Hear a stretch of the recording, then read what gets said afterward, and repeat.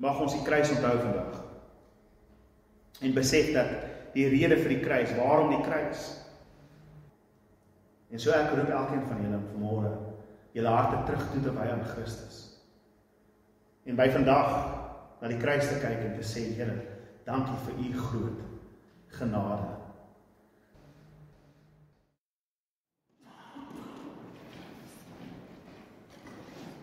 Julle kan slank vir my blaai na Matteus hoofstuk 27.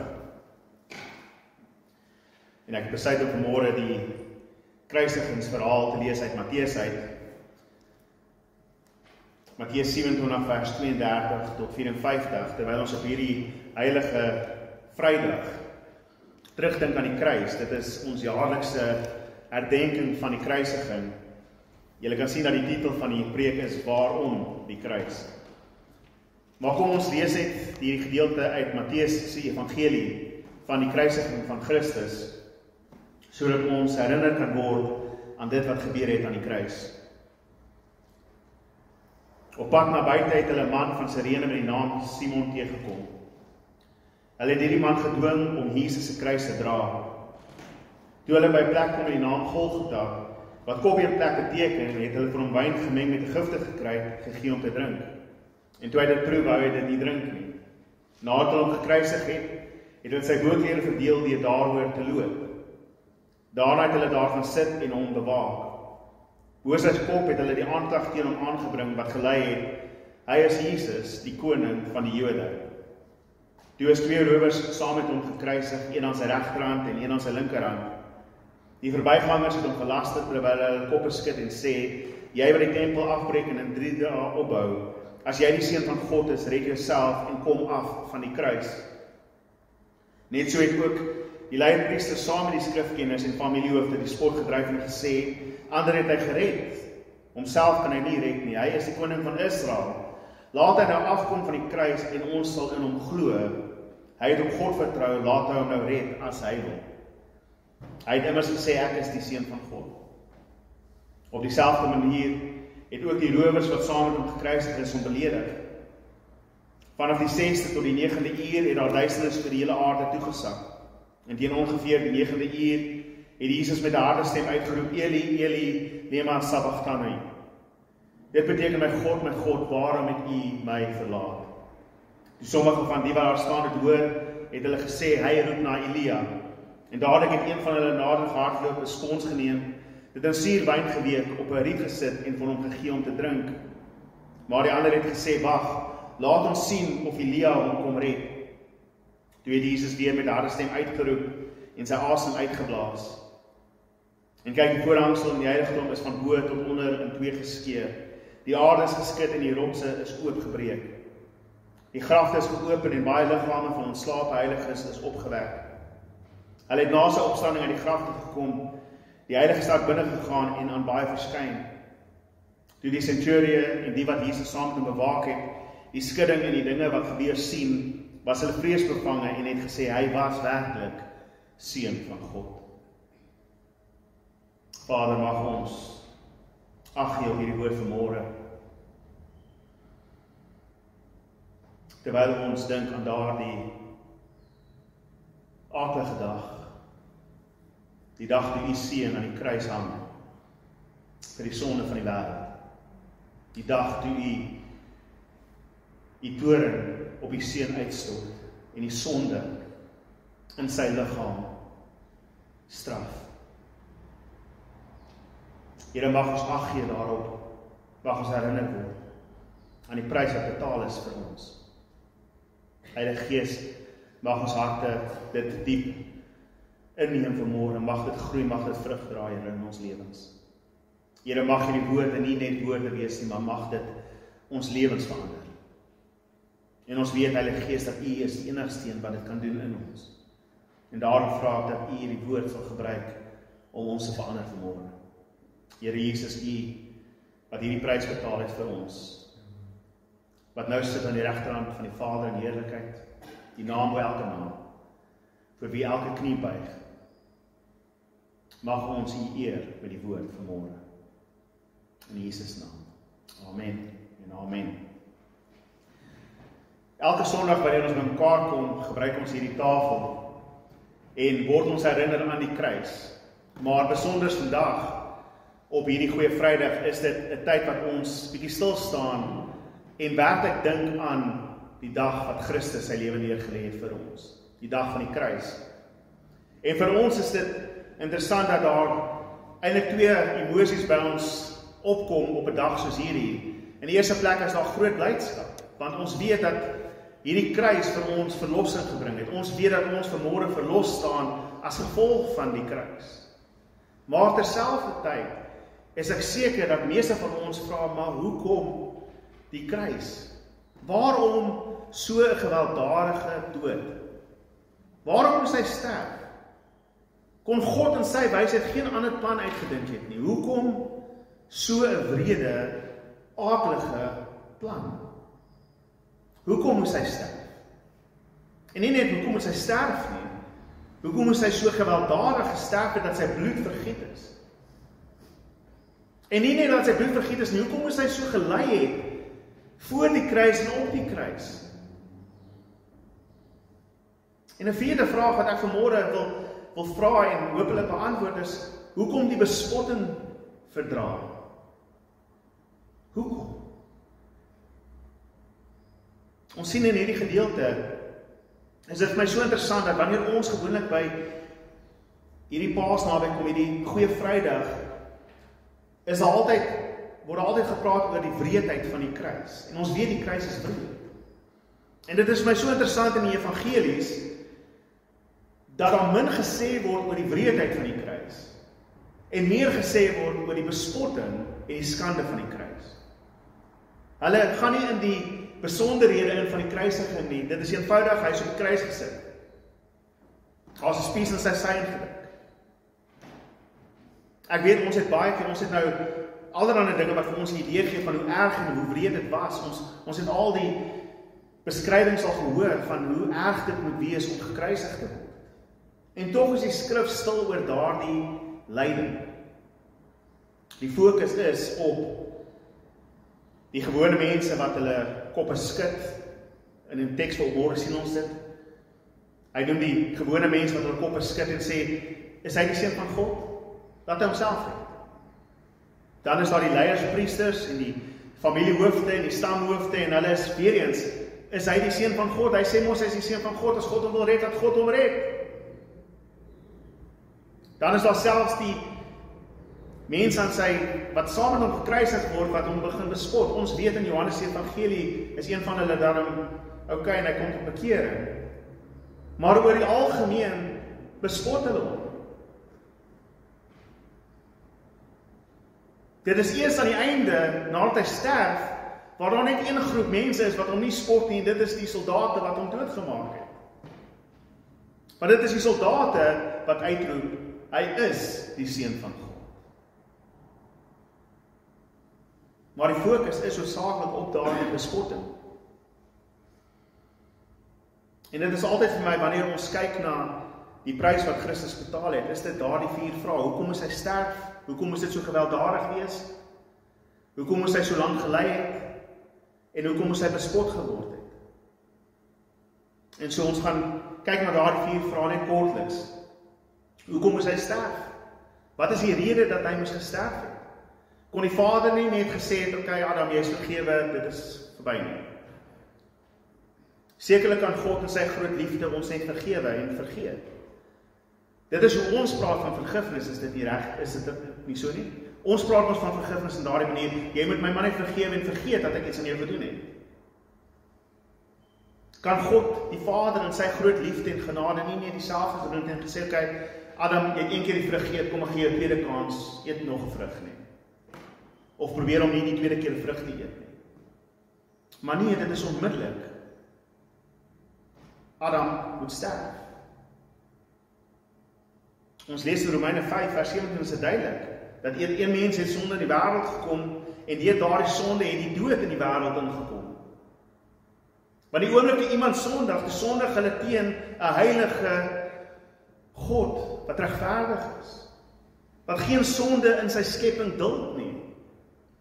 En so Adam moet sterf. En deur hom sterf ons almal as gevolg van ons sonde.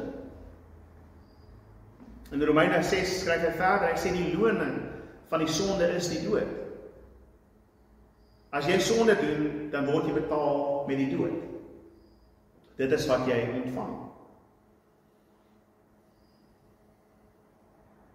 Ons dink te min van ons sonde. Ons dink ons sonde is maar net iets wat ons verkeerd gedoen het. Dit is nie so nie. Ons sonde is horribaal.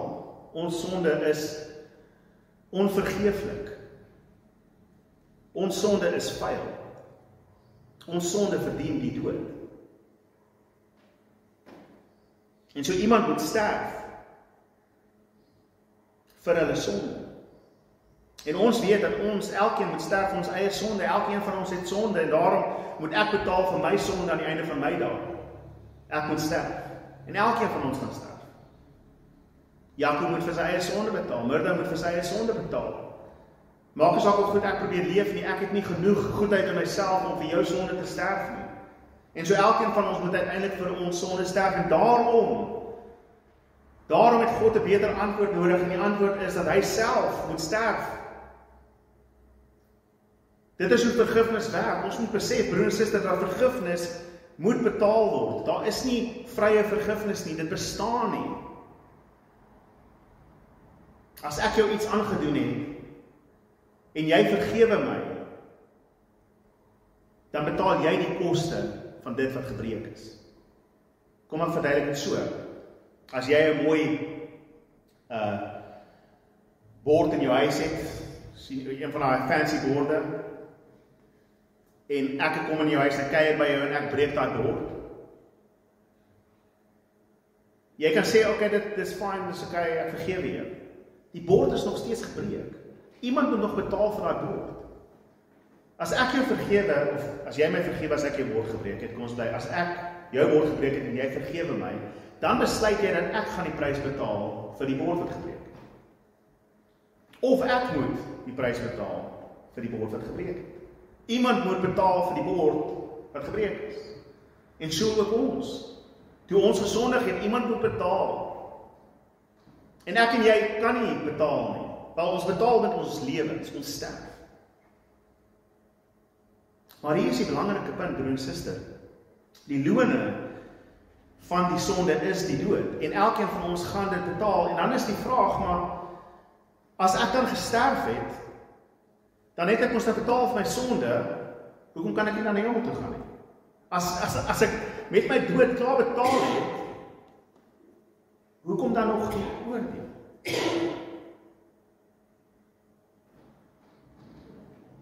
Die skrywer van Hebreërs sê vir ons, dit is bestem vir die mens om eenmaal te sterf en daarna die oordeel. Broers, is dat die eerste dood is daar om jou te stop dat jy nie te veel sondig. Want as ons vir ewig lewe het, dan sal ons daai sonde so oplig, nee. Ons sal so baie sonde doen teen die tyd wat ons eendag sterf. Dit is die tweede dood. Nadat ons gesterf vir die eerste dood, ons het betaal vir die lone van ons sonde. Maar dan kom die oordeel. En dit is daardie tweede oordeel wat vergifnis nodig het. Ons sterf want ons het gesondig. En Christus sterf aan ons plek as die sondelose, vlekkelose lam. En omrede hy nie die prys moes betaal het vir die eerste dood nie, kan hy betaal vir jou tweede dood. Kan hy ewig betaal vir dit wat jy sou moes betaal het. En so hy moes sterf. Want dit is net deur die dood dat 'n testament bevestig word, en dit is net deur die dood wat daar 'n einde kom aan die sonde.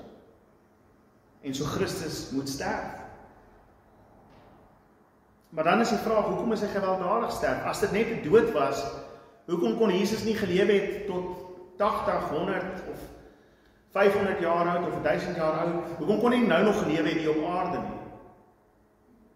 En dan eendag aan die einde van alles, dan hang hy net sy ketel op en hy sterf. Sonder enige pyn, sonder enige iets nie. Want as dit net eenvoudig was dat hy moes sterf, hoekom die kruis? Hoekom daardie gewelddadige dood? Waarom die kruis? Die skrywer van die Hebreërs verwys na 'n gedeelte in Levitikus. Ek lees daardie vers in Levitikus vir ons, 17 vers 11. Daar staan, omdat die lewe van 'n liggaam in die bloed is, het ek vir julle die bloed gegee om by die altaar te gebruik om versoening vir julle lewens te doen. Dit is immers die bloed wat deur die lewe vir 'n persoon versoening doen. Dit is nie net die dood nie. Ja, die dood is die loon van die sonde. Maar jou sonde moet nog steeds betaal word. Daar is nog steeds vergifnis wat moet kom. Daar is nog steeds versoening wat moet kom.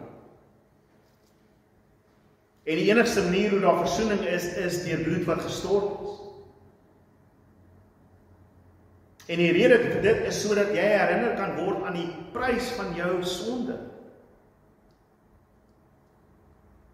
Wanneer hulle in die Ou Testament die offer gebring het vir jou versoening, het hulle die lam geslag op 1 jaar geouderdom, nog 'n jong lammetjie.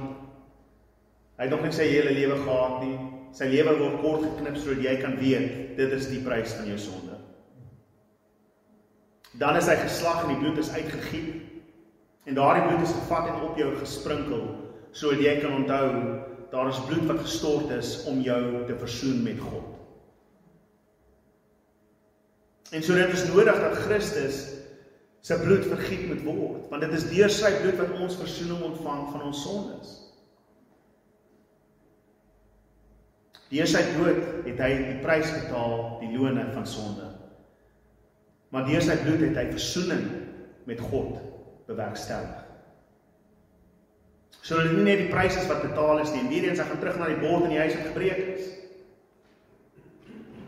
Nadat ek die bord in jou huis gebreek het, nadat jy gesê het, okay, dis reg, ek sal betaal, volgende keer as ek by jou kom kuier, dan sit jy die borde weg.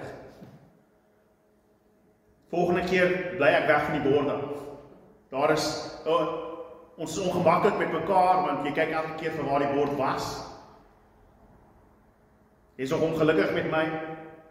Ons praat nie daaroor nie, maar ons weet is daar, die bord is tussen ons. En so moet daar versoening wees. Ons moet op een of ander manier moet ek vrede maak met jou, sodat jy weer die bord met my vir my kan gee. My kan vertrou met jou dierborde. En so Christus moet sy bloed vergiet, sodat hy daardie versoening kan bewerkstellig. Sodat ons in 'n vriendelike verhouding met God die Vader kan staan. Sodat ons nie meer bang is om in sy teenwoordigheid in te gaan nie, want daar is versoening. Hy betaal en hy het versoen deur sy bloed. En so 'n offer is nodig en die bloed moet vergiet word. Maar dan vra ek nog steeds die vraag, kon die Vader nie net daar in die tempel op 'n dag gekom het en sy seun vinnig doodgemaak het en die bloed vergiet het soos 'n lam nie? Kon daar nie 'n ander manier, hoekom moet hy ly? Hoekom die doringkroon? Hoekom die spykers? Hoekom al hierdie ander wrede dinge wat hulle aan hom doen? Hoekom moes hulle hom gegeesel het? Hoekom moes hulle hom geslaan het? Hoekom moes hy vir ure daar, van die oggend tot die aand of die laatmiddag, moes hy gehang het op die kruis? Vir ure moet hy ly. Kon dit nie net vinnig gewees het en verby gewees het? Hoekom moet die Seun van God ly? Petrus skryf in 'n paar plekke in sy briewe, sê dat Jesus het vir ons 'n voorbeeld gestel van hoe ons soos Christus ook moet ly, en ons lewe in 'n wêreld wat gebroken is, en so ons moet Jesus se voorbeeld volg, dat toe hy gelei het hy nie gedreig nie, toe hy bespot was, het hy nie teruggespot nie. Die Hebreërs sê dat Jesus gehoorsaamheid moes geleer het deur sy lyding. Wanneer hy sê Jesus moes gehoorsaamheid geleer het, beteken hy nie dat Jesus nie gehoorsaam was nie, maar eerder dat hy gewys het dat hy gehoorsaam was tot aan die einde toe. Ja, tot die dood toe. Dat binne in alles wat hy deurgemaak het vir daardie 24 uur of hoe lank ook al hy gelei het, dat hy alles gehoorsaam gebly het, dat hy nie op een oomblik weggedraai het van dit wat hy moes doen nie. En in 'n sekere sin is dit absoluut deel van die lyding, maar ek dink daar is iets meer. Jesaja 53, daardie bekende profesie sê vir ons, hy is vir ons oortredinge deurboor, vir ons ongeregtighede verbrysel. Die lyding op die kruis, broer en suster, is om vir ons te wys hoe aaklig ons sonde is. Wat het gebeur toe Adam gesondig het?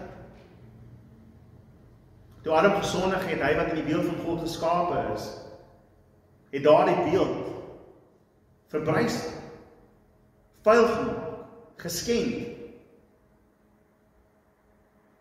En jy kan dit nie sien aan sy lyf nie, maar dit is in sy gees. En elke keer wanneer ons sondig is, ons besig om die beeld van God binne in ons te skend. Maar omrede ons dit nie kan sien aan ons lyf nie, dink ons dit is oukei. Ek het maar net 'n klein sonde gedoen. Dis nie so groot issue. Ja, ek het 'n sonde gedoen, maar weet jy, daar's genadig, dit is nie so erg nie. So die Vader het nodig om die seun op die kruis te sit. En sy toorn uit te stort op die seun. Sodat ons kan sien wat die volle prys is van ons sonde. Daardie leuen wat jy vertel. Daardie klein sonde wat jy dink nie so erg is nie, verdien die toorn van God. Baie keer het ons die gedagte dat God weggedraai het van die kruis af, terwyl die mense doen aan Jesus wat hulle gedoen het aan hom. En ja, dit wys die aakligheid van die mense, maar broer en suster, moenie vergeet nie. Die Bybel sê vir ons dat dit God behaag om sy seun te verbrysel. Want die toorn van God moet uitgestort word. Dit moet bevredig word. En so God stort dit uit op die seun. En daarom kan Petrus skryf, deur sy wonde het ons genesing ontvang. Dit is nie een of ander sê ding wat ons net sê wanneer ons bid vir iemand wat siek is nie. Dit is 'n werklike waarheid wat ons moet besef. Deur daardie wonde het ons genesing ontvang, en daardie genesing beteken nie noodwendig dat jy nie verkoue het nie. Daardie genesing beteken dat jy herstel is in jou beeld met God. Omrede hy sy toorn uitgestort op die seun, hoef hy sy toorn nie op jou uit te stort nie.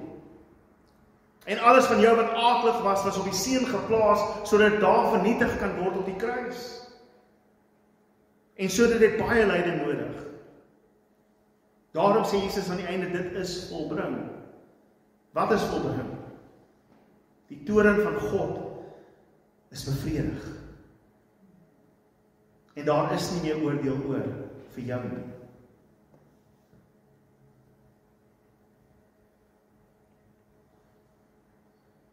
Romeine 3 vers 25 tot 26.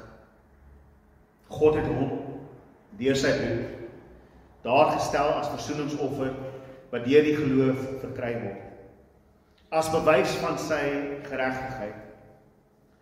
Want so het hy in sy verdraagsaamheid die sondes wat voorheen gedoen is oorgesien. Hy het sy geregtigheid in die huidige tyd bewys om so regverdig te wees en die wat in Jesus glo regverdig te verklaar. Wat 'n kragtige woord skryf Paulus hier. In Christus is juist dit gesien. Christus word as versoeningsoffer gebring. Want God het in sy verdraagsaamheid die sondes wat voorheen gedoen is oorgesien. Broers, dis al die sondes. Dis die sondes van Adam af en dis die sondes wat jy nou doen. God het in sy verdraagsaamheid dit oorgesien en baie mense dink dit beteken dat hy dit nie geoordeel het nie. Hy het absoluut dit geoordeel. Maar dit geoordeel by die kruis. Al die sondes wat al die nasies en elke mens op die aarde gedoen het en nog gaan doen, het hy op die kruis van sy seun geplaas en al sy toorn daarom uitgestort. En daarom moes die seun ly. Daarom moes hy ly. En ons verstaan dit. Hy moes sterf om die loon van ons sondes te betaal. Hy moes sy bloed gestort het, sodat ons versoening kan ontvang en vrede met God kan hê. Hy moes gelei het sodat die volle wraak en toorn van God bevredig is. Maar my Here, hoekom die gespottery? Hoekom die gespottery? Hoekom het God die Vader dit nie iewers een kant gedoen waar die mense nie is? Hoekom? Hoekom nie die gespottery deur die onwaardige mense rondom? Ek dink dit is baie keer een wat vir my die meeste moeilikheid gee. Ja, aan een kant kan ons sê, dit wys maar net die aakligheid van die mense weer eens. Dit wys hoe verskriklik ons as mens kan wees. Eintlik wys dit hoekom ons verdien om dood te gaan. Hoekom ons alles straf verdien. Kyk wat doen ons aan die seun van God. Baie mense sê ons vandag, wys my Jesus sodat ek in hom kan glo. Dis wat hulle gesê het by die kruis terwyl hulle hom doodmaak. Laat hy bewys dat hy God is, dan sal ons hom glo. Dieselfde gespottery vind nog steeds plaas. Ek dink daar is 'n dieper rede hoekom God sy seun weer daardie gespottery sit. En dit is wat ons lees in Galasiërs 3 vers 13. Christus het ons vrygekoop van die vervloeking van die wet, deurdat hy in ons plek 'n vervloeking geword het. Want daar staan geskryf, vervloek is elkeen wat aan 'n hout hang. Die doel was dat die seën wat Abraham ontvang het met Christus Jesus na die nasies sou gaan, en dat ons die Gees wat beloof is, deur die geloof sou ontvang. Hy moes nie net gesterf het nie. Hy moes nie net sy bloed gegiet het nie. Hy moes nie net gelei het nie. Hy moes 'n vloek geword het, sodat ons die seën kan ontvang. En daarom het hulle hom gespot. Hulle het na hom gekyk en gesê, kyk hoe word hy verwerp deur God. Kyk, God wil hom nie eens red nie. As God hom wil red, sal hy ons red. Skryf jy uit daarso. Maar dit is omrede Christus, die vloek wat ons ontvang het deur ons sonde op homself moes neem en self die vervloeking moes word. Sodat ons vrygekoop kan word en werklik vrygespreek kan word en sodat die vloek nie meer langer op ons rus nie. Daarom moes hy die bespotting verdra en verduur, want hy het geword die vervloekte. Vervloek is elkeen wat aan 'n boom hang.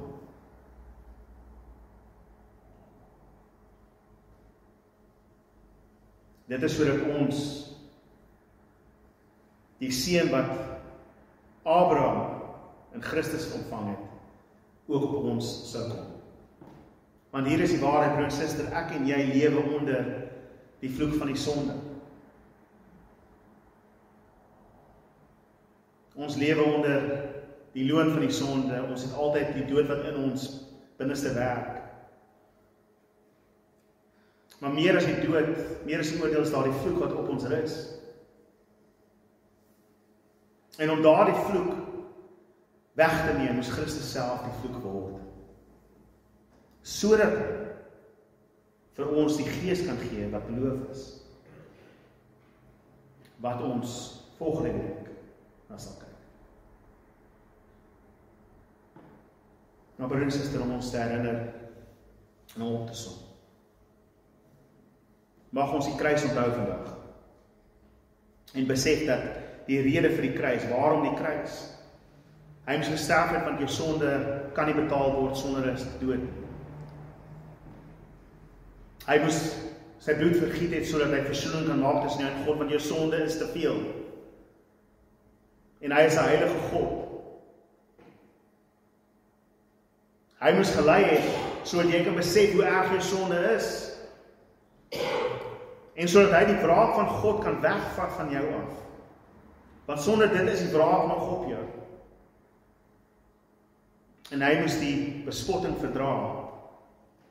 Want hy moes 'n vloek geword het, sodat jy die seën kan ontvang. Christus het alles weggeneem vir hulle wat glo. Die dood, die sonde,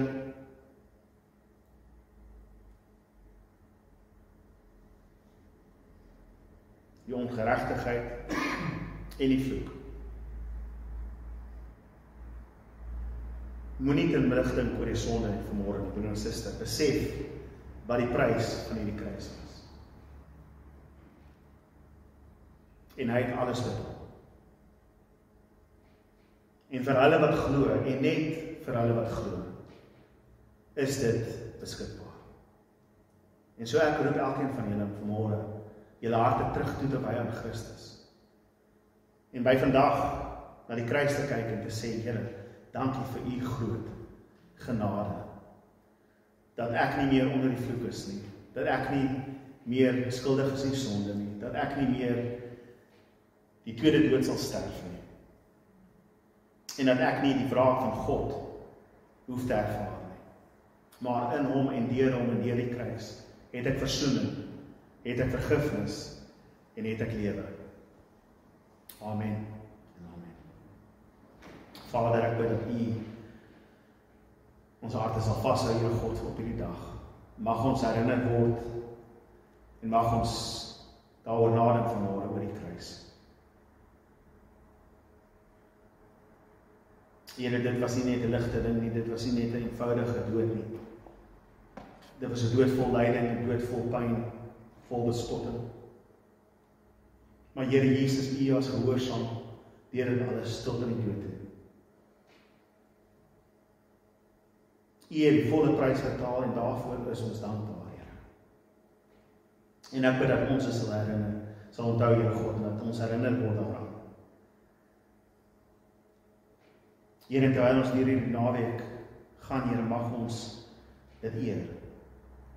Terwyl ons uitkyk na daardie wonderlike dag wat kom. Die dag van u opstanding, die dag van u oorwinning. Die dag waarop u verklaar het, alles is betaal. Here, mag ons dan deur die naweek gaan, in die genade en in die liefde. In Jesus naam. Amen. Amen. Dankie broer en suster.